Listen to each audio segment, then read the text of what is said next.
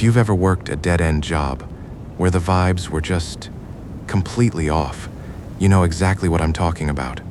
You know that heavy, suffocating feeling when everyone around you is hiding some messed up secret, but they just silently agree to gaslight you into thinking you're the crazy one. Yeah, I lived through that. And honestly, the price you pay for digging up the truth is that you never really sleep the same way again. This whole nightmare went down the year I turned 23. I was just another broke country kid moving to Saigon, a massive concrete jungle where the heat literally bakes the asphalt and the air always smells like a mix of street food and motorcycle exhaust. I didn't have a college degree, so I took whatever I could find to scrape by. I ended up getting a gig as a forklift driver at this massive industrial distribution warehouse, way out on the outskirts of the city. The work was brutal, man. We're talking 12-hour shifts under a corrugated iron roof that turned the place into a literal oven by noon. It was dusty, loud, and physically draining, but the pay was decent enough to keep me from starving. On my very first day, the floor manager pawned me off on this guy named Nam for training. Nam was a couple of years younger than me, but he carried himself like an old soul. He had this dark, sun-baked skin, a sharp jawline, and eyes that were always analyzing everything. He was a good dude, honestly. He patiently walked me through the ropes, how to maneuver the forklift, how to balance those sketchy, overloaded pallets on the high racks without tipping them over, and most importantly, he showed me the blind spots behind the shipping containers where the security cameras couldn't reach, so we could sneak a 5-minute nap. We clicked pretty fast. After about a month of working side by side and bonding over cheap energy drinks, we decided to split a rented room to save some cash. It was a dingy little box, costing us maybe 2 million dong a month, roughly $80, which was an absolute lifesaver for two broke guys trying to survive in the city. For a while, everything was completely fine, just the boring, repetitive grind of moving boxes, until one specific late afternoon. Because I was still the new guy and pretty slow on the controls, when the final bell rang, I was still stuck finishing my quota. In a matter of minutes, the entire crew had poured out the gates, rushing to beat the rush hour traffic. Suddenly, I was the only one left in that cavernous, echoing building. I was hunched over the steering wheel, slowly rolling down the very last aisle. The silence in that place was honestly deafening. Without the roaring of 50 different machines and people shouting over the noise, all I could hear was the low, steady hum of my own forklift's engine. It wasn't a particularly cold day. Like I said, it's Saigon, it's always hot. But as I drove deeper into the shadows of the racks, I got this sudden, intense wave of goosebumps. A biting, icy chill crawled up from the base of my spine and settled right at the nape of my neck. It was that primal instinct kicking in, the one that tells you you're being watched. I had 3 incredibly heavy, wooden pallets left to load onto the highest tier of shelf number 3. I shifted the gears, raised the first pallet to the lowest level, and just as I set it down, I heard it. A soft, tearing sound of wind, right behind my right ear. It felt exactly like someone had just sprinted past my back, inches away, displacing the air. I totally froze, my hands locked on the levers. I snapped my head around, half expecting to see one of the security guards messing with me. Nothing. Just an empty, dust-filled aisle. I frowned, rubbing the back of my neck. I could still feel the cold prickle on my skin, so I just muttered to myself under my breath, desperately trying to rationalize that I was just heavily sleep-deprived. I clicked my tongue, shifted the gear again, and raised the second pallet. As I was leaning forward, squinting up at the dim lighting to make sure the forks were aligned, I saw something out of the corner of my eye. A dark, solid shadow blurred directly across the front of my machine. This time, I didn't just feel it. I saw it block the headlights for a split second. My heart instantly spiked. I jerked my head up, my eyes scanning the concrete floor. Still, absolutely nothing. Just that suffocating emptiness. My breathing got a little shallow. I was getting seriously weirded out, but I just wanted to finish the damn job and go home. I took a deep breath, gripped the lever, and started lifting the final, 1,000-pound pallet up toward the third tier, sitting nearly 30 feet in the air. The pallet had just breached the edge of the metal rack. I hadn't even tilted it forward to secure it yet. And then, a deep, raspy man's voice whispered directly into my left ear. "Watch out." Jesus Christ. I practically jumped out of my skin. It wasn't an echo from across the room. It sounded like a grown man was sitting in the passenger seat right next to me. My natural, panicked reflex made my hand yank the control lever backward. The entire forklift lurched violently. The massive pallet shifted off center, tilting dangerously over the edge of the forks, 30 feet above my head. For a split second, I thought the whole thing was going to crash down and flatten me into the concrete. I slammed on the emergency brake, my heart hammering so hard against my ribs it physically hurt. The machine stabilized, rocking back and forth. I was panting, looking around frantically into the dim aisles. I immediately yelled out into the dark, my voice trembling as I demanded to know who was there, completely pissed off and terrified because it wasn't a funny prank. My voice bounced off the metal walls and faded into the dark. No answer. Not a single footstep. I didn't care anymore. I hastily jammed the pallet onto the rack, lowered the forks so fast they slammed against the floor, and killed the engine. As I grabbed my backpack and practically speed-walked toward the exit, I felt it again. A heavy, oppressive stare, burning into my back, coming directly from the base of that third shelf. I didn't tell Nam. I didn't tell anybody. I just convinced myself the stress of the job was making me hallucinate. But 2 days later, I couldn't deny it anymore.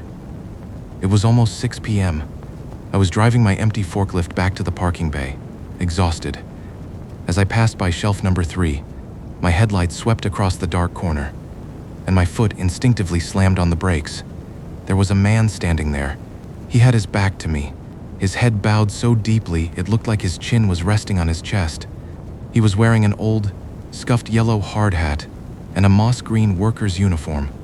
I rolled down the window, about to yell out and ask what he was still doing in the loading zone. But as my eyes adjusted to the sickly yellow light, a wave of pure nausea hit me. His uniform, the entire left side of it, from his shoulder down to his waist, was completely soaked. It wasn't water. It was thick, dark, and heavy, making the fabric cling tightly to whatever was underneath. And the weirdest part was his shirt. It had these thick, retro reflective stripes that nobody at our company had worn since I started. He didn't move an inch.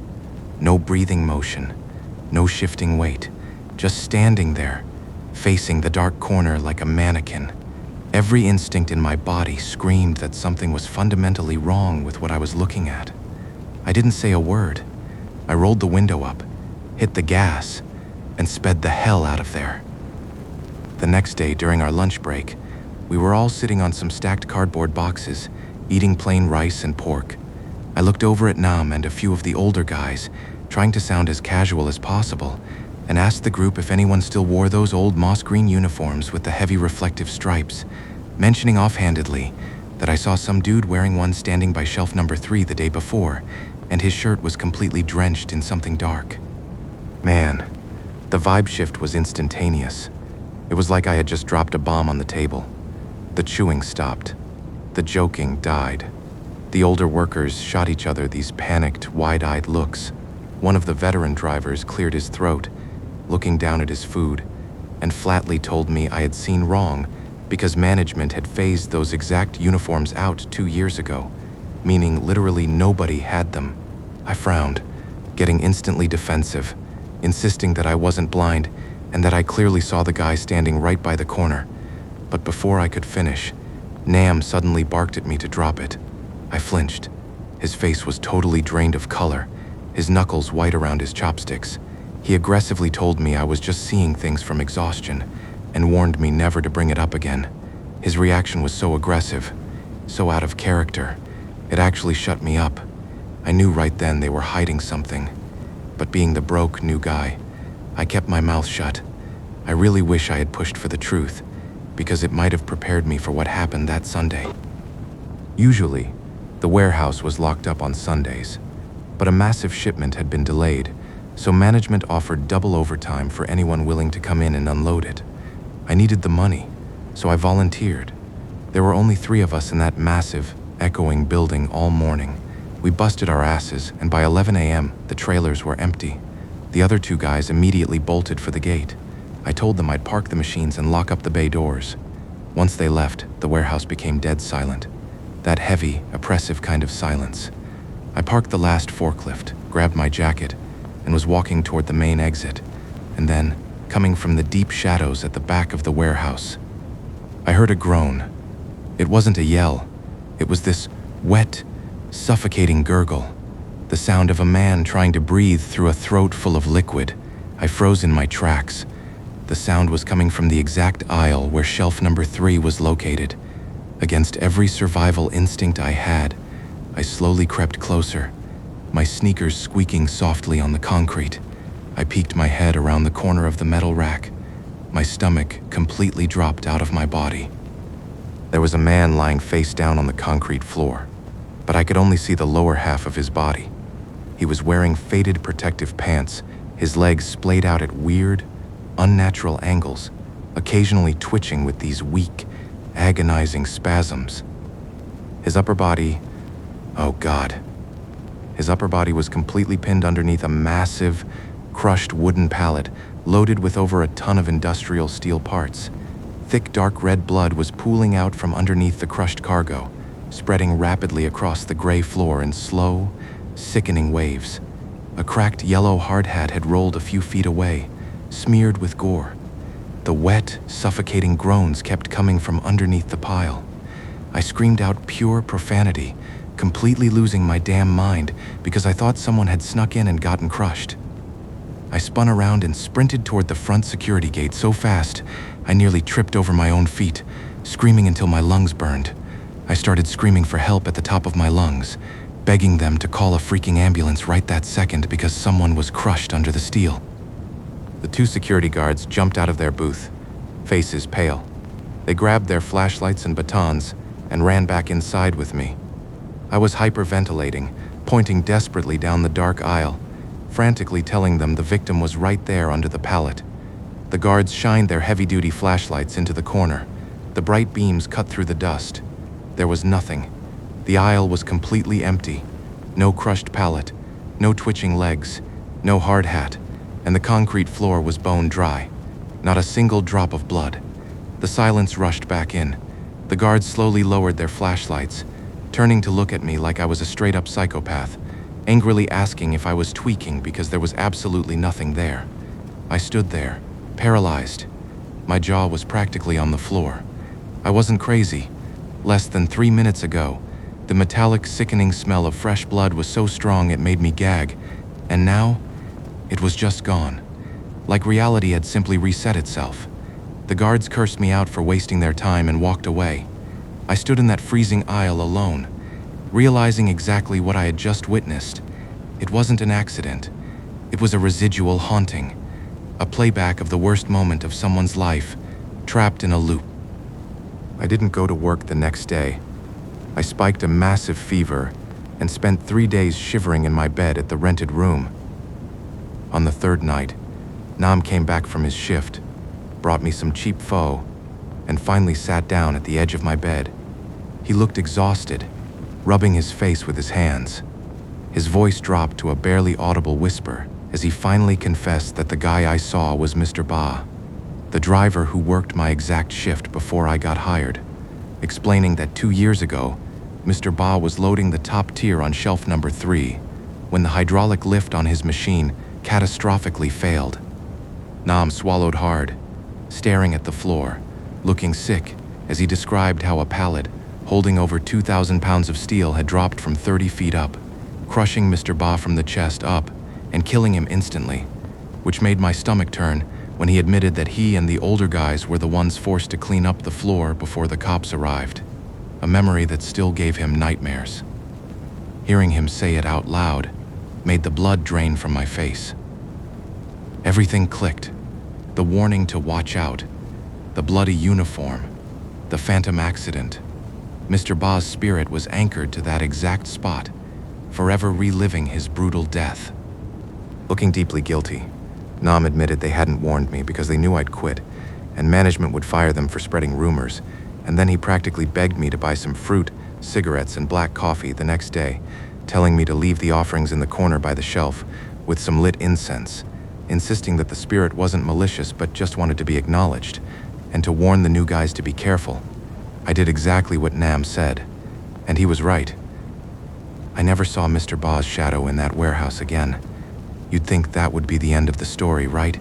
Just a creepy work encounter. God, I wish it was. Because that ghost was just the catalyst. The fear of being alone after that incident is what made me move in with Nam in the first place. And because I moved in with him, I became a front-row witness to a monster much worse than any ghost. It took a while for the details to come out, mostly during the police investigation later. But Nam had some deep, unhealed trauma. His mom abandoned him when he was a toddler, and his alcoholic dad beat him mercilessly. He grew up feral, craving affection. When he was a teenager, he worked on a shrimp farm in the provinces for a wealthy guy named Mr. Tuan. Mr. Tuan treated Nam like a son, and Mr. Tuan's daughter, Lai, a sweet, naive high school girl, ended up falling hard for Nam. Mr. Tuan even gave Nam the money to move to Saigon and set up a life, with the unspoken agreement that when Lai moved to the city for college, Nam would protect her and eventually marry her. Nam built his entire existence around that promise. When Lai finally moved to Saigon, Nam suffocated her with affection. He controlled her schedule, her friends, everything. But Lai was a college freshman in a massive city. She wanted freedom. She ended up meeting some wealthy, stylish senior at her university, and she slowly started pulling away from Nam. Eventually, she met him at a coffee shop and ended it. Coldly, she told him her dad had paid him enough, that they were even, and to leave her alone. To a guy like Nam, with his abandonment issues, that wasn't just a breakup, it was a total betrayal. It broke something inside his brain. A few weeks after the warehouse incident, I took a weekend off to visit my parents back in the countryside. I left Nam alone in our rented room. According to the prosecutors later, that was the weekend Nam called Lai, begging her to come over for one last home-cooked meal to properly say goodbye. Lai, probably feeling a little guilty, agreed. She had no idea she was walking into a trap. Nam had crushed up nearly 20 heavy prescription sleeping pills and mixed them into a glass of iced tea. As soon as Lai drank it, she passed out at our tiny dining table. While I was completely oblivious, miles away at my parents' house, my buddy Nam calmly took a kitchen knife, the same one we used to cut fruit, and drove it straight into the chest of the girl he supposedly loved. He let her bleed out on our cheap linoleum floor. Then, in the dead of night, he wrapped her body in a plastic tarp, carried her out to the overgrown, abandoned dirt lot directly behind our boarding house, and buried her in a shallow grave. When I came back on Monday, the room smelled strongly of bleach. Nam calmly told me he had done some deep cleaning. A few days later, when Lai's friends started asking questions, Nam put on an Oscar-worthy performance, telling everyone her dad got sick and she had to rush back to the countryside. He was so cool, so collected. I didn't suspect a damn thing. I slept in the bed 3 feet away from him, completely unaware I was sharing a room with a murderer. But the dead have their ways of speaking. Down in the countryside, 3 days after the murder, Mr. Tuan had a nightmare that defied logic. He told the cops that in his dream he was lying in his bed, listening to the crickets. Suddenly, the silence was broken by this frantic, wet, scratching and scraping sound coming directly from underneath the hard-packed dirt floor of his bedroom, sounding exactly like desperate broken fingernails frantically tearing through the heavy earth from deep underground. In the dream, Mr. Tuan was paralyzed. He watched in absolute terror as the dirt floor cracked open, forming a pitch-black sinkhole. From that hole, a pale, rotting hand, caked in wet mud and dark blood, shot out and clawed at the surface. Then another hand. They dug frantically, pulling something incredibly heavy up from the depths. And then, a head of long, matted hair emerged. It was Lai. She dragged her torso out of the hole. Mr. Tuan saw a massive, gaping wound right in the center of her chest, oozing dark blood. She looked up at him, with these milky dead eyes, crying tears mixed with mud. Her voice sounded like a freezing gust of wind as she desperately pleaded with her dad, revealing that Nam had killed her and buried her in the cold dirt right behind his rented room, begging her father to come dig her up because she was so cold. Mr. Tuan woke up screaming, his chest heaving. It was just a dream. But the intuition of a parent is terrifyingly strong. He knew his daughter was dead. He took the very first bus to Saigon, bypassed her university, and went straight to our boarding house with the police. I was actually standing in the alley, holding a cup of coffee, when the cops kicked our door in. They dragged Nam out in handcuffs. He didn't even fight back. He just looked hollowed out. I stood there, completely numb, as the forensics team went to the vacant lot right behind my bedroom window. When they dug up the dirt, the smell... Jesus, the smell is something I will never, ever forget. They pulled Lai's body out of the ground. The stab wound in her chest matched exactly what Mr. Tuan had seen in his dream. Nam got life in prison. But honestly, the law is a joke compared to the psychological hell he's in. From what I heard from the guards during the trial, Nam hasn't slept a full night since he got locked up. Every time he closes his eyes, he sees Lai crawling up through the concrete floor of his cell, reaching out with rotting, bloody hands to choke him. He's tried to end his own life multiple times, but they keep saving him. He's forced to stay alive, slowly losing his mind in a cell. As for me, it's been years. I quit the warehouse gig immediately. I moved out of that boarding house the very next day. But you never really walk away clean from something like that. The ghost of Mr. Ba didn't break me.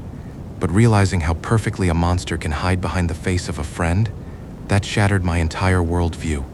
Even now, living in a nice apartment, I have this paranoid habit. I sleep with a heavy-duty box fan turned up to the maximum setting, pointing right at my bed.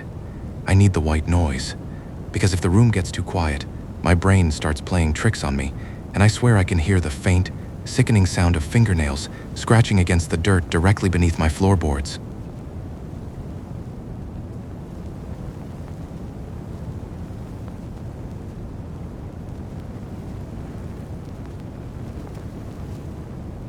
You know that suffocating feeling you get when you've been living in a cramped space for way too long? I used to rent this tiny room in a rundown boarding house deep in one of those labyrinth-like alleyways in Saigon, the kind of place where the concrete holds onto the daytime heat, radiating it straight into your mattress at night. We had 6 rooms in total, laid out in a straight, narrow line, sharing a single corrugated iron roof that would absolutely deafen you whenever it rained. I was in room number 2. Look, when you live wall to wall with 5 other sets of strangers, privacy is basically a myth. You hear everything. You hear when your neighbor coughs, you hear when they fry fish, and you definitely hear their personal drama. But despite the lack of space, the vibe was surprisingly okay. We were all just working-class people, factory workers, office drones, scraping by paycheck to paycheck. We looked out for each other. That is, until the girl in room 6 moved in. I'll call her Ha. She was this fresh-faced, stunningly beautiful girl straight out of the countryside, coming to the city for her first year of college. And I don't mean just pretty. She had this natural, effortless look. Flawless pale skin, long jet black hair that reached down to her waist. When she first arrived, she was the epitome of a sweet, naive country girl. She actually went door to door, bowing her head, introducing herself to every single tenant. She told us she was all alone in the city, asked us to keep an eye out for her. Naturally, all of us older tenants sort of adopted her. I'd been living there a while, so I kind of took on the big sister role. I'd bring her extra food, show her where the cheap markets were, tell her which streets to avoid after dark. We got really close, to the point where she'd just wander into my room to vent about her classes or her part-time jobs. See, Ha was busting her ass trying to pay for tuition and rent. She got a gig at some cafe or restaurant, and I remember telling her to be careful. The city can chew up a naive, pretty girl and spit her out before she even realizes what happened. She just nodded, giving me that sweet, innocent smile. A few months down the line, she meets a guy, Let's call him Ba. He was a few years older, already working a full-time job. Apparently he saw her at her part-time gig and fell completely, head over heels obsessed with her. At first, all of us in the alley were suspicious. You see some slick city guy hovering around a young college student, your alarms naturally go off. We warned her. I sat her down in my room, the fan rattling in the corner, and I told her point blank not to trust those guys easily and to keep her guard up. But honestly, Ba actually proved us wrong. For a long time anyway. The guy was relentlessly good to her. He was tall, decent looking, but more importantly, he treated her like absolute royalty. He'd pick her up from classes, drop her off at work, and wait for her in the rain. On weekends, he wouldn't just take her out. He'd show up at our boarding house with bags of groceries. He'd cook for her, clean her tiny room, and even buy beers and snacks for the rest of us tenants just to get on our good side. He'd sit there, pouring drinks for the guys, respectfully asking us to look after his girl when he wasn't around. We all thought she had hit the jackpot. I remember teasing her one evening, sitting on the cold tiles outside our rooms, telling her how damn lucky she was since I'd been living in this city for years and couldn't even get a guy to text me back, let alone scrub my floor. She'd just giggle, looking down, saying she knew how blessed she was. Things were great until Ba made a proposal. He saw how exhausted she was, juggling college and work, and he told her to quit her job. He promised he would cover her rent, her food, her tuition, everything. He just wanted her to focus on getting her degree. Initially, Ha was hesitant, which made sense. Nobody wants to be completely financially dependent on a boyfriend, but Ba begged her. He practically wore her down with his devotion until she finally caved.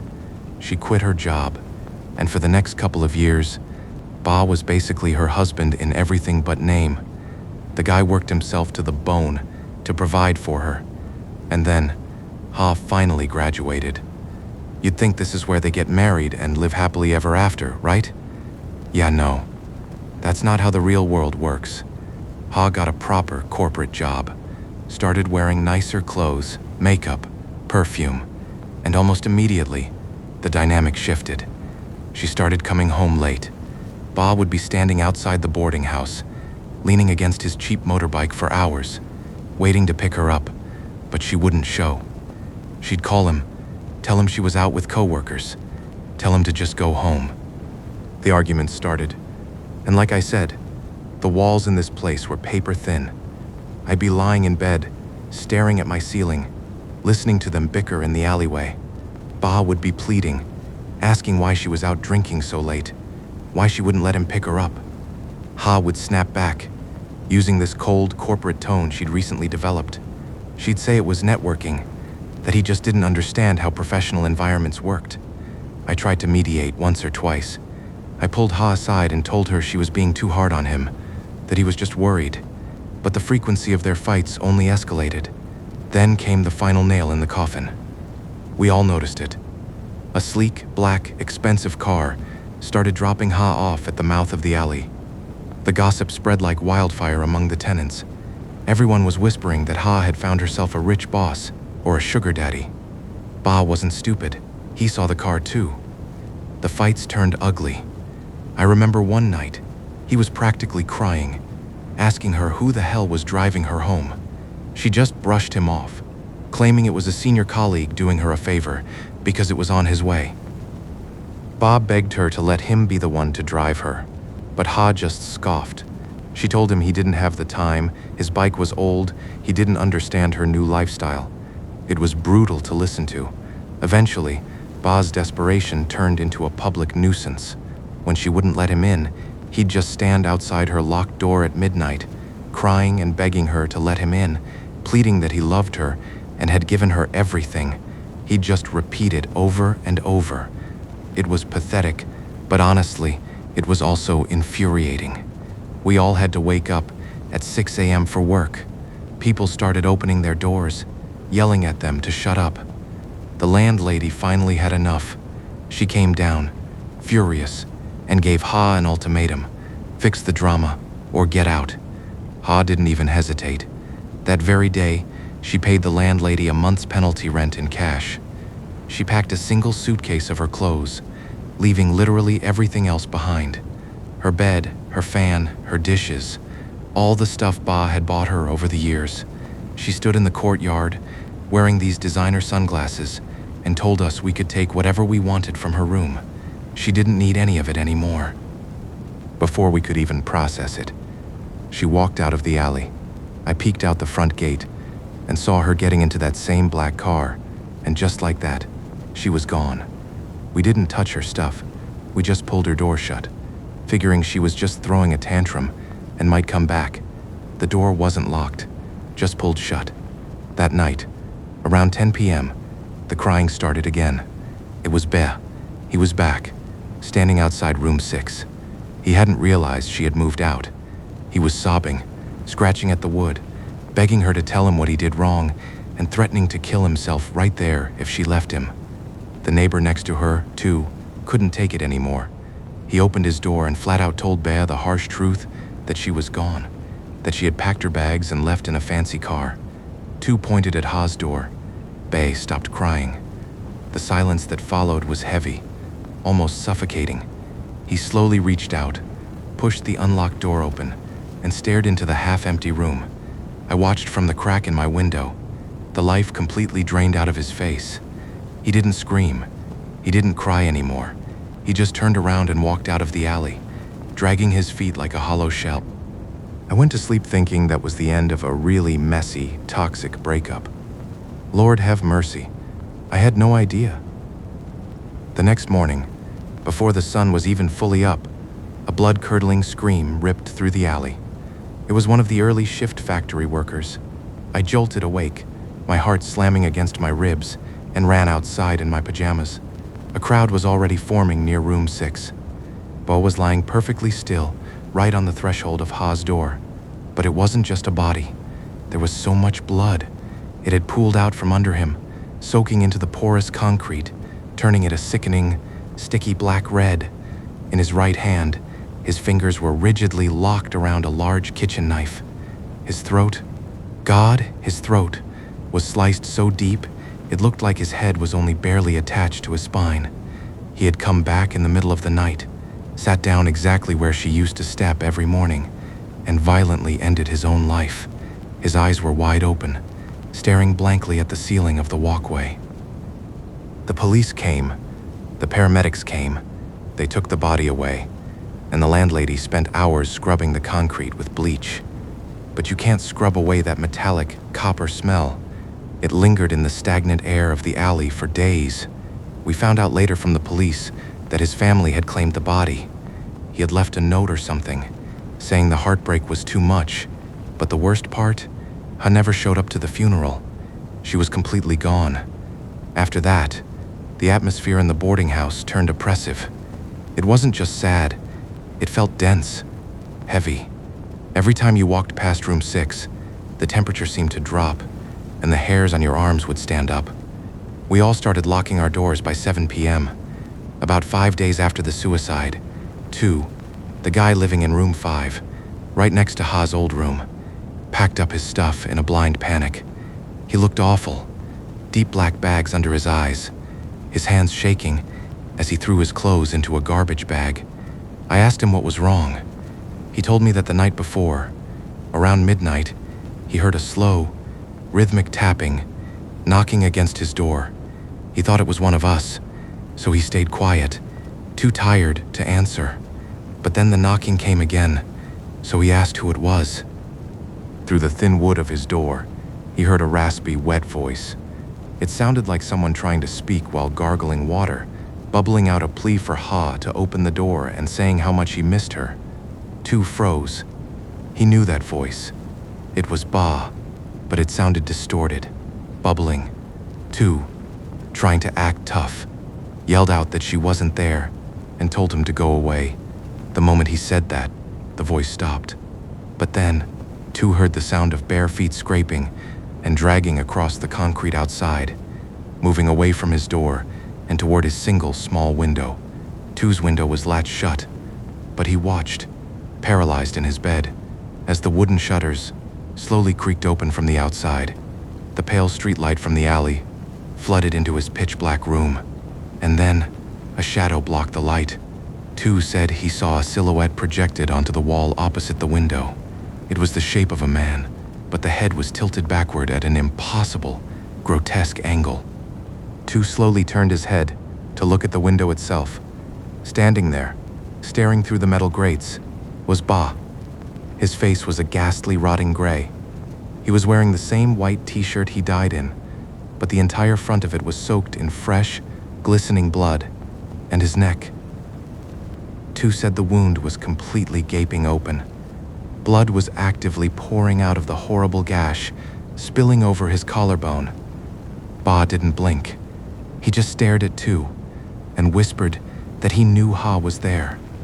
Tu passed out from sheer terror, woke up when the sun hit his face, and immediately decided to break his lease.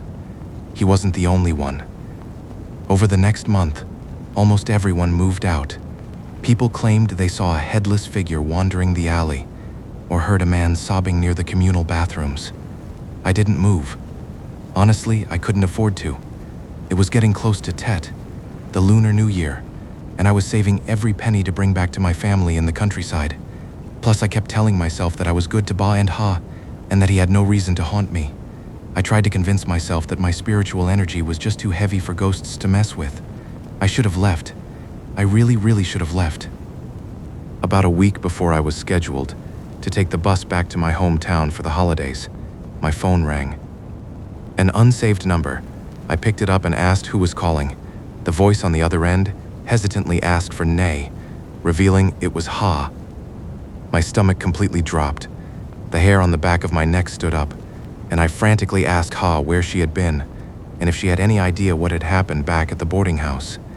She sounded incredibly nervous, her voice tight, explaining that she knew everything but had to cut contact because she couldn't face the guilt and the rumors, begging to buy me a coffee before I went back home for the holidays, since she saw me as a sister.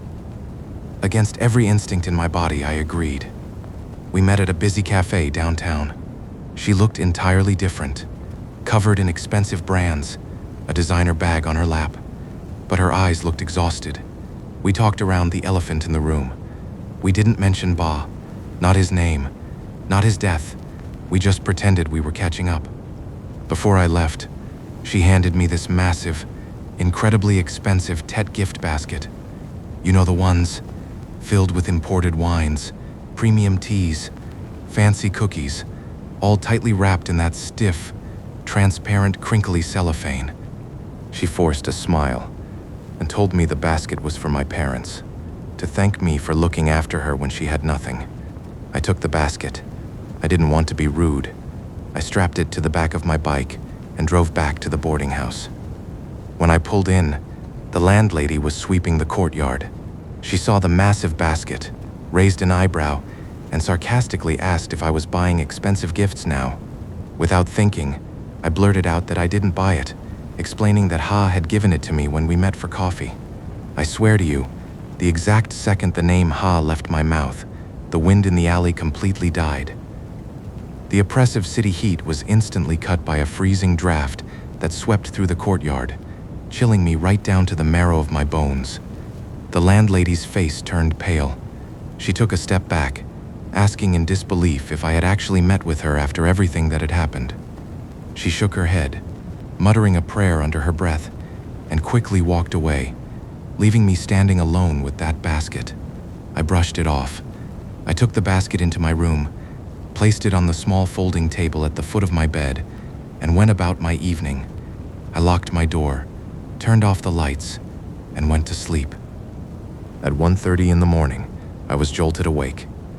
It wasn't a knock, but rather a violent, earth-shattering banging against my door that actually caused the wood to buckle inward from the force. I shot up in bed, my heart hammering in my throat. I couldn't breathe, and I yelled out with a cracking voice, demanding to know who was there. From the other side of the door, the wet, bubbling, distorted voice gurgled the name Na and revealed it was Ba. My blood turned to ice. My lungs completely seized up. The voice gurgled, the sound of thick liquid popping in his throat, insisting that he knew I saw her, and demanding to know where I was hiding, his Ha. I curled into a tight ball, pulling the thin blanket over my head, pressing my hands over my ears. I sobbed with tears streaming down my face, frantically screaming that I didn't know where she lived, and begging Ba to just let me go. Then, the banging stopped. The silence that followed was heavy, thick, unnatural. I stayed huddled under the blanket for what felt like hours, too terrified to even draw a full breath. But then, a new sound started. Not outside the door, inside my room. I heard an agonizingly slow crinkling and rattling sound, exactly like someone was slowly running their cold, dead fingers over the stiff cellophane wrapping on the gift basket. I was paralyzed. I couldn't move a single muscle in my body. My brain was screaming at me to keep my eyes shut, but human curiosity is a cursed thing. Slowly, agonizingly, I lowered the blanket just enough to peek over the edge. The room was bathed in the faint, yellowish glow from the street lamp outside. I looked at the folding table. The gift basket was moving. It was slowly, mechanically rotating on its base, with a sickening crinkling and scraping noise, and then I heard another sound. A wet, rhythmic dripping and plopping began to hit the table, accompanied by a heavy, nauseating wave of raw copper and rotting meat. The basket turned completely around, facing my bed. The front side of the cellophane was entirely smeared with a thick, dark liquid. Inside the basket, sitting right on top of the imported tea boxes and cookies, was a human head. It was Ba. His skin was a horrific, bruised purple. His eyes were wide, bloodshot, and bulging out of his skull, staring directly into my soul. The jagged, fleshy ruins of his severed neck rested against a box of chocolates, pumping out a steady stream of thick, blackish blood. The blood was pooling at the bottom of the basket, leaking through the cardboard, and dripping onto my floor. I watched the thick blood dripping and plopping, completely unable to scream because my vocal cords were paralyzed. Suddenly, the weight of the head shifted. The basket tipped forward, falling off the table and crashing onto the floor. The cellophane ripped open. Ba's severed head rolled out of the wreckage. It rolled across the cheap linoleum floor, leaving a thick trail of blood, stopping mere inches from the edge of my mattress. His face was tilted up, looking right at me. The dead gray lips began to stretch into a grotesque, agonizing grimace. "You know where she is?" the severed head whispered, blood bubbling out of its mouth and spilling onto my floor. Tell me where she is." Tears were blinding me. I was shaking so violently the entire bed was rattling. I just kept mouthing that I didn't know over and over again. But the nightmare wasn't over. A heavy, wet thud echoed from the entrance of my room. I slowly shifted my eyes toward the locked door. Standing right in front of it, entirely inside my room, was a towering, headless body. It was wearing a blood-soaked white t-shirt. The stump of its neck was ragged and pulsating. The headless body took a sickeningly squishy step forward, reaching down with its pale, stiff hands to grasp the hair of the severed head on the floor. It picked its own head up, lifting it high, holding it right up to my face. The rotting mouth opened incredibly wide, unnaturally wide, and let out a deafening, shrieking wail that felt like a physical drill going straight through my eardrums. That was the absolute limit of what my brain could handle. The world spun into a chaotic blur, and my mind simply shut down. I passed out. When I regained consciousness, it was late morning. I was lying in a hospital bed. The neighbors had heard my radio silent screaming, or whatever noises I was making, and eventually broke down my door. They found me unresponsive on the floor. My room was completely annihilated. The furniture was smashed. The gift basket was torn to shreds. The contents scattered everywhere. And the floor, they said it looked like buckets of old, foul-smelling swamp water had been dumped all over it. I didn't stay to investigate. I didn't even go back to pack my things. I called my parents from the hospital. They took a bus from the countryside that same day to get me. I quit my job over the phone. I abandoned the lease. I just fled the city entirely. When my nerves finally settled down a week later, I tried calling Ha. I wanted to scream at her. I wanted to tell her that her dead boyfriend was using her little thank you gift as a homing beacon.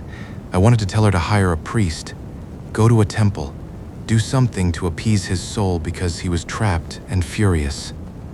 But the call didn't go through. the number was disconnected. She had blocked me. She used me to unload her guilt, handed me a cursed object with her scent on it, and vanished back into her wealthy, comfortable life, leaving me to face the wrath of the monster she created. It's been years now, and I'm back in my hometown. I'm okay, mostly, but the trauma, it doesn't just fade, it rewires your brain. To this day, I refuse to sleep with the lights completely off, and if I am ever walking through a supermarket and I hear the sound of someone rustling a plastic cellophane bag, my heart stops. I freeze in the aisle. The smell of copper floods my nose, and for a split second, I am back in that dark room, watching a dead man's head roll out of a gift basket. Sometimes, no good deed goes unpunished. Be careful whose gifts you accept. You never know what's secretly inside the wrapping.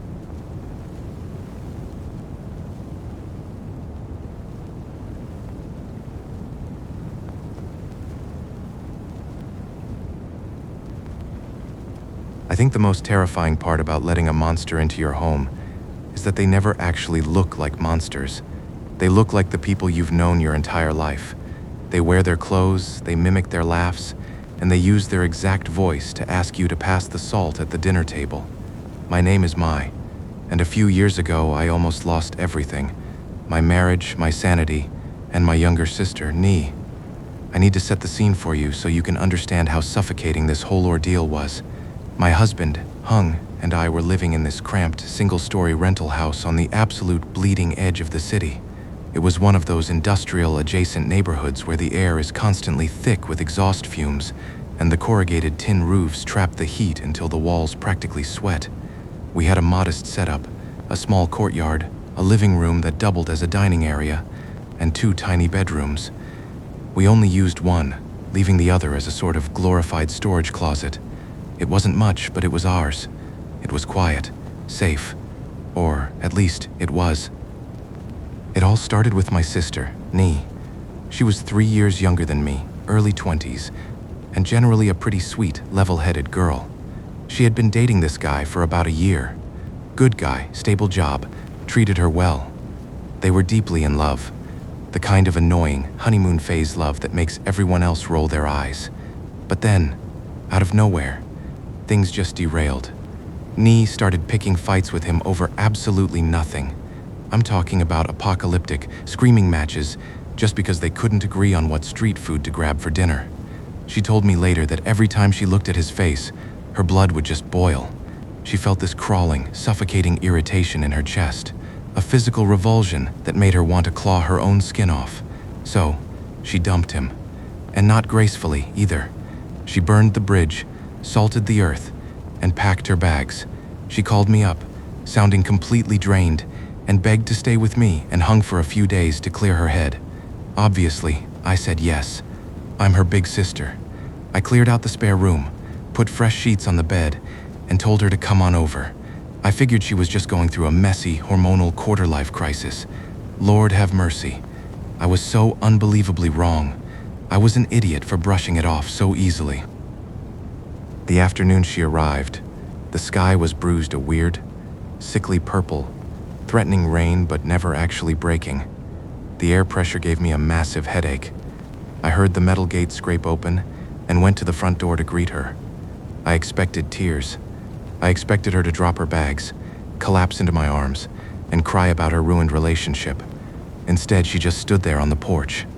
Her head was tilted slightly down, and her eyes, they looked hollow, glazed over, like someone who had been staring at a blank television screen for 12 hours straight. I forced a casual greeting, reaching out to grab her duffel bag. She didn't blink. She didn't say hello. She completely ignored my outstretched hand, brushed past my shoulder, and dragged her bag straight into the living room. She collapsed onto our old, saggy sofa, throwing her arms and legs out wide in this bizarre, masculine sprawl that I had never seen her do before. I stood in the doorway, genuinely bewildered. I chalked it up to exhaustion. I told myself, she's just heartbroken. Give her space. I walked over and gently chided her, asking why she was acting so rude after I had spent the morning cleaning for her. Nye slowly turned her head. Her jaw hung open just a fraction of an inch. When she spoke, her voice was completely flat, devoid of any natural cadence. She bluntly stated that she was dead tired and the road was hell, demanding I get her a glass of water. No please. No thank you. Just a cold, dead demand. I felt a spike of annoyance, but I bit my tongue. I went to the kitchen, poured her a glass of ice water, and handed it to her. She snatched it from my hand and drank it in 3 massive, violent gulps. Water spilled down her chin, soaking into her shirt, but she didn't seem to care.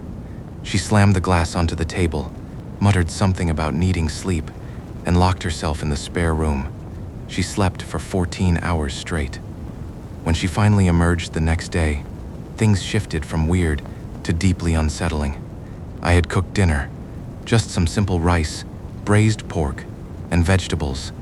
When I called her to eat, she dragged her feet into the kitchen, sat down, and started shoveling food into her mouth. I want you to really picture this because it still makes my stomach turn. She wasn't just eating fast. It was primal. It was grotesque. She was grabbing pieces of meat with her bare hands, stuffing them into her cheeks until they bulged, and chewing with her mouth wide open. She was making these awful, wet, smacking and gulping sounds without even pausing to breathe between bites. She was staring blankly at the wall, her eyes unblinking, swallowing chunks of pork almost whole, like a starving animal terrified that someone was going to snatch the bowl away from her. I snapped at her in genuine disgust, telling her to slow down before she choked because nobody was stealing her food. She stopped chewing. Slowly, very slowly, her head pivoted toward me. Her eyes narrowed into these dark, hateful slits, and she let out a sound that I can only describe as a low, wet growl. She hissed at me to shut up, spraying grains of rice across the table as she claimed I didn't know anything, and that she was just incredibly hungry. I froze. My own sister was looking at me like I was a piece of meat she was debating whether or not to butcher. I just nodded, slowly backing away from the table, telling her the spare room was ready whenever she wanted to lie back down. She finished the entire pot of food, wiped her greasy mouth with the back of her hand, and went back into the dark room. I convinced myself it was depression. Heartbreak does crazy things to a person's appetite and hygiene, right? That's what I kept repeating in my head. Internal gaslighting at its finest. If I had just trusted my gut right then, I could have saved us all a lot of trauma. But the real nightmare didn't start until my husband, Hung, came home from his shift. Hung works construction. He's a big, broad-shouldered guy, usually comes home smelling like sawdust, sweat, and cheap tobacco. He walked through the front door, kicked off his boots, and called out a greeting to Nee, knowing she was staying with us. Nee walked out of her bedroom, and instantly, the heavy, aggressive aura she had been radiating all day just evaporated. Her voice was suddenly pitched higher, softer, dripping with this bizarre, breathy sweetness as she greeted Hung, cooing about how he must be so exhausted after just getting off work. I watched from the kitchen, wiping my hands on a dish towel, feeling a cold knot form in my stomach. She was wearing a pair of extremely short lounge shorts and a thin white tank top, and she clearly wasn't wearing a bra. She sauntered over to him, there's really no other word for it, and leaned against the doorframe, arching her back slightly. I felt my face get hot. I marched out of the kitchen and grabbed her arm. I pulled her aside and whispered furiously, asking her what the hell she was doing walking around my husband looking like that. She snapped that it was suffocating in the house, and she was hot, her voice dropping back into that guttural, hateful tone as she acted like it wasn't a big deal. It took 10 minutes of me threatening to throw her out onto the street before she finally stomped back into her room and put on a baggy t-shirt. I brushed it off as her needing attention after a breakup. But it escalated. Over the next few days, I noticed the subtle things, the accidental physical contact. Whenever we sat down to eat, she would sit impossibly close to Hung. She would reach for a plate and drag her bare arm across his. Under the table, I caught her foot brushing against his leg. Every time I confronted her, she would look at me with blank, innocent confusion, making me feel like an insecure, paranoid, crazy wife. Then came the night she borrowed my motorbike. It was around 10 p.m. She came out of her room fully dressed in a tight clubbing outfit, a heavy layer of cheap makeup plastered over her face. She demanded my keys. Not asked. Demanded. When I refused, she threw a massive tantrum, screaming that she would just walk out into the pitch-black streets and find some sketchy guys to give her a ride if I didn't comply. Against my better judgment, I threw the keys at her. I just wanted the screaming to stop. She was gone all night. I sat on the couch, watching the digital clock on the microwave flip from midnight to 1 a.m. to 2 a.m. The silence in the house was deafening. Every time a car drove by, my heart pounded. What if she crashed? What if she got attacked? At 3:30 in the morning, I heard the scrape of the kickstand. I ripped the front door open. Nee was stumbling up the concrete steps. She smelled rancid, a mixture of stale beer, cheap cologne, and a heavy metallic musk that made me want to gag. She looked completely disheveled. Later, I found out she had gone to some dingy dive bars, picking up random men, acting completely out of her own moral character. I completely lost it, screaming to ask if she had any idea what time it was, furious and exhausted as I ranted that she couldn't just disappear into the night in a neighborhood she didn't know. Nihi stopped. She slowly raised her head. The streetlight outside cast long, skeletal shadows across her face. Her eyes were bloodshot, practically glowing with malice in the dim light. She whispered for me to shut my mouth and mind my own business, calling me a pathetic bitch in this raspy, layered tone that sounded like someone speaking through a throat full of mud. She brushed past me into the house. I was so stunned I couldn't even move. I was ready to grab her by the hair and drag her back outside, but before I could, Hung stepped out of our bedroom, rubbing the sleep from his eyes, groggily asking what was going on and why we were yelling. Instantly, and I mean in the literal blink of an eye, Nai's posture collapsed. Her shoulders slumped. Her eyes softened, filling with artificial tears. She instantly whimpered out an apology to Hung, her voice trembling like a frightened child's as she claimed she got lost because the roads were confusing, begging for his forgiveness for waking him up. She reached out and placed her hand flat on his chest, right over his heart, stroking his shirt. I just stood there, paralyzed by the sheer whiplash of it all. Hung awkwardly patted her shoulder, told her to get some sleep, and guided her toward her room. I didn't sleep a single second the rest of the night. I just lay there in the dark, staring at the ceiling, listening to the hum of the old refrigerator, realizing that whatever was sleeping down the hall, it wasn't my sister anymore. Things finally reached a breaking point a few days later. I was at work. Hung had come home early for his lunch break. He didn't tell me this story until much later, because he was genuinely terrified it would destroy our family, but I need to share it so you understand the gravity of what was happening. Hung came into the quiet house. He called out for me, but nobody answered. He heard the shower running in the tiny, cramped bathroom at the end of the hall. He assumed it was me. He went to the kitchen to grab a beer, and then he heard a soft knock from the inside of the bathroom door. Nihai's voice called out, using that breathy, sickeningly sweet tone again to ask if it was him. Hung awkwardly confirmed it was him, and that I wasn't home yet. She paused, the sound of running water echoing off the cheap tiles, before asking if he could be a sweetheart, and grabbed the towel she forgot in her room because she was freezing. Now, in our culture, a brother-in-law fetching a towel for his wife's younger sister is highly inappropriate. But what was he supposed to do? Leave her dripping wet in there? He awkwardly went to her room, grabbed a towel from her bed, and walked back to the narrow hallway. He stood off to the side, looking at the peeling paint on the wall, holding the towel out toward the door handle. He muttered for her to just crack the door and grab it. Normally, a person cracks the door an inch, slips a hand out, takes the towel, and shuts it. Nai didn't do that. The doorknob clicked. The hinges creaked. Slowly, deliberately, the door swung wide open. Hung froze. His blood ran completely cold. Nai was standing there, fully illuminated by the harsh overhead bathroom light. She was completely naked. But it wasn't a mistake. It wasn't an accident. She didn't try to cover herself. She was standing perfectly still, her arms resting at her sides, staring dead at him. Hung said her face looked wrong.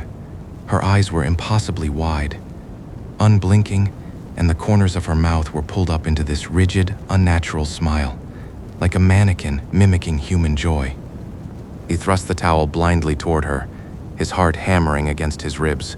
She reached out, wrapped her cold, wet fingers around the towel, but instead of pulling it toward herself, she closed her grip over Hung's hand. She squeezed his fingers, her nails digging into his skin, trying to pull him forward into the steamy bathroom. Hung completely lost it. He dropped the towel on the floor, yanked his hand back like he had touched a hot stove, and sprinted out the front door. He sat on the curb for 3 hours, chain smoking, too terrified to go back inside until I got home. That night, things finally tipped over the edge into pure, supernatural terror. Hung had gone out drinking with his buddies after work to shake off the creeps. He came home late, reeking of cheap alcohol. The smell always gives me a migraine, so I banished him to the couch in the living room. It was roughly 2 a.m. The house was dead silent. No traffic outside, not even the sound of stray dogs barking. Just that heavy, suffocating quiet that feels like the air is pressing against your eardrums. Hung was deeply asleep on the sofa. Slowly, he started to drift into that terrible, liminal space between waking and dreaming. You know the feeling, sleep paralysis. Your eyes flutter open, but your limbs feel like they're encased in concrete. Through his half-open eyes, in the murky darkness of the living room, he saw a silhouette. Someone was standing at the foot of the couch. He sluggishly assumed it was me, coming out to check on him. But as the figure began to pace slowly around the coffee table, the dimensions felt entirely wrong. The movements were too fluid, almost gliding across the linoleum floor. The temperature in the room plummeted. Hung could see his own breath plumbing in the dark. The figure stopped right next to his head. He couldn't move his neck to look up at its face. Then, he felt a sudden, icy pressure on the cushion beside his ear. Someone was leaning down. A curtain of long, damp hair brushed against his cheek. It smelled like stagnant pond water and decaying leaves. Then a voice whispered directly into his ear. It wasn't my voice. It wasn't Nye's voice either. It was an older woman's voice, raspy and desperate. The voice rasped directly into his ear, demanding that he come with her and sleep in her bed. Hung's heart exploded against his ribs. The paralysis broke slightly. He tried to sit up, but suddenly, an ice-cold hand clamped around his wrist. The grip was like an industrial vice. The figure yanked him upright and started dragging him across the living room floor. Hung was stumbling, his brain totally scrambled by the alcohol and the sheer terror. He was being pulled down the dark hallway. They passed our bedroom door. Hung managed to plant his feet. If it was me, why were we walking past our room?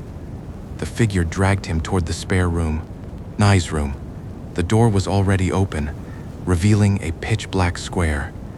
Hung planted his heels against the doorframe, fighting back with everything he had. The adrenaline finally cleared the fog in his brain. He violently jerked his arm back, tearing his wrist out of the entity's grasp. "Who the fuck are you?" He roared into the dark.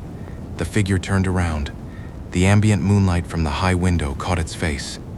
Hung said his soul nearly left his body. It was a woman, maybe in her late 30s, with hollowed-out cheekbones, gray skin, and eyes that were completely milked over in white. A face he had never seen before in his life. My husband's scream echoed through the entire house. It woke me out of a dead sleep. I vaulted out of bed, slammed our bedroom door open, ran into the hallway, and frantically demanded to know what was wrong. Hung was pressed flat against the hallway wall, hyperventilating, pointing a trembling finger toward the spare bedroom. I looked. The grayish woman was gone. Instead, peering from behind the crack of the door, was Nye. But she wasn't looking at us like a person waking up from a disturbance. She was crouched low to the ground. Only half of her face was visible in the crack.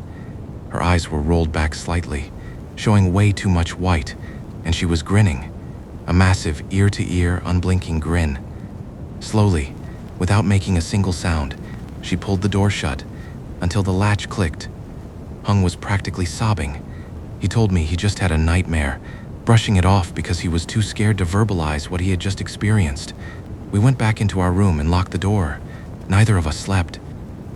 The next morning, Hung finally broke down and told me everything. The towel incident, the physical touching, and the horrifying woman dragging him in the dark. My blood ran cold. The denial vanished. Whatever was living in that back room, it wasn't my sister. It was a predator wearing her skin. That afternoon, I decided to test the waters. I was in the kitchen prepping dinner. Nee dragged herself out of her room, looking exhausted, dark circles under her eyes. I handed her a knife and some green beans, telling her to chop them. She stood at the counter, creating this aggressive, rhythmic thwacking sound as the heavy blade violently hit the wood over and over again. I took a deep breath, trying to keep my voice steady, and suggested she should go back to our hometown this weekend, since she'd been here over a week and needed to get back to her life. The chopping stopped. The silence that followed was heavier than anything I've ever felt. It was a thick, suffocating dread. Slowly, she turned her head. Her face was completely slack, dead, but her hand gripped the handle of the meat cleaver so tightly her knuckles were white.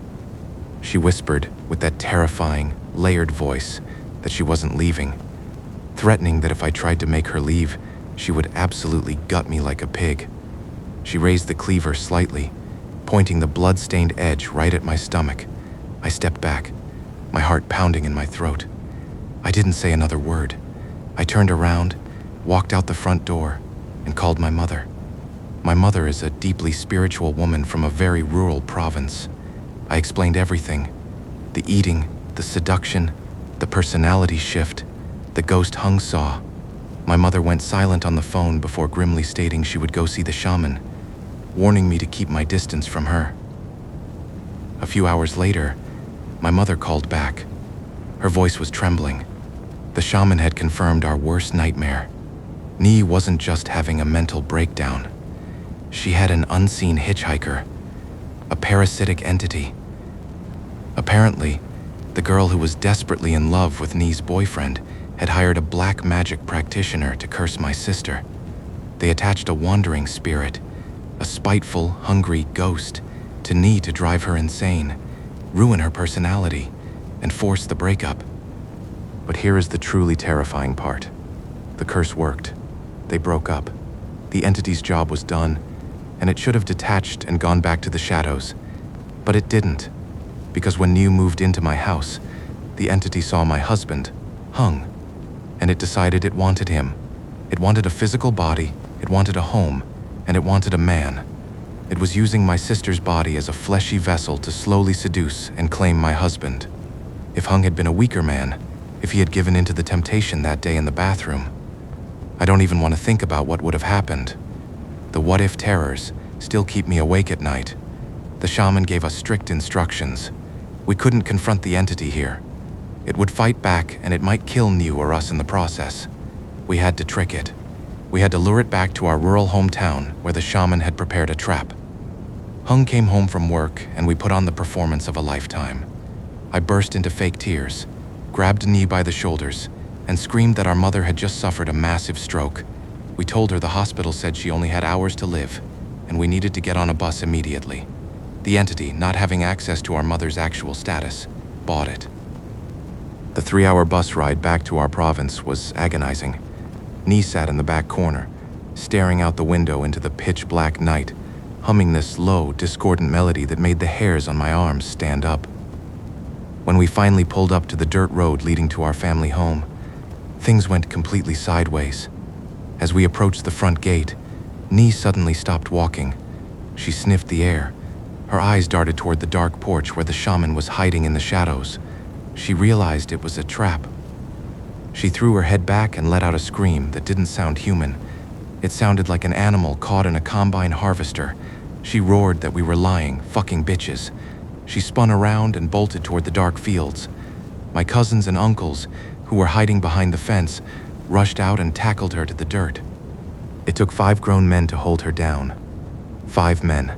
She was thrashing, snarling, snapping her teeth like a rabid dog, trying to bite chunks out of their arms. The sheer, inhuman strength radiating from her tiny body was terrifying. They dragged her kicking and screaming into the living room and bound her to the heavy wooden pillar in the center of the house. The shaman stepped forward. He didn't have a cross or holy water like you see in Western movies.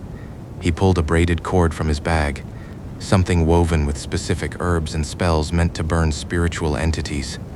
He didn't yell. He didn't chant loudly. He just stared at her with dead eyes, raised the cord, and lashed it across her shoulder. It barely touched her clothes, but Nu shrieked in absolute agony. Her body contorted against the ropes, her spine arching at an impossible angle. The shaman quietly commanded the entity to get out of her. The layered voice screamed in refusal, spitting a mouthful of black saliva onto the floor and aggressively claiming that my sister and my husband were hers, and she would never leave. The shaman struck her again. The sound of her screams bouncing off the walls of my childhood home is something I will never, ever be able to unhear.